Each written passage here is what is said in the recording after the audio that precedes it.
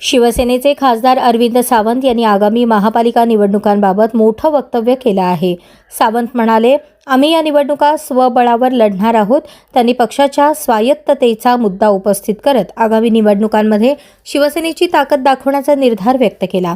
महापालिकांमध्ये सत्ता मिळवण्यासाठी शिवसेनेची रणनीती ठरली असून त्यांनी कार्यकर्त्यांना या निवडणुकांसाठी सज्ज राहण्याचं आवाहन केलं आहे। सन्माननीय शिवसेना नेते संजय राऊत साहेबांनी अशा प्रकारची वक्तव्य केलं, घोषणा केली आणि मला असं वाटतं की आम्हा सर्व शिवसैनिकांचं पण तेच मत आहे आता की पक्ष म्हटला की पक्षाचे कार्यकर्ते आहेत, त्या कार्यकर्त्यांना संधीच मिळत नाही। शिवसेना आदरणीय उद्धवजी ठाकरे साहेबांच्या नेतृत्वाखाली भरभक्कमपणे उभी आहे आणि ती एकाकी लढल्याशिवाय तिची ताकदही कळणार नाही आणि लोकांनाही ज्या संभ्रमात सगळे लोक टाकत असतात त्याचा निश्चितपणे मार्ग निघेल।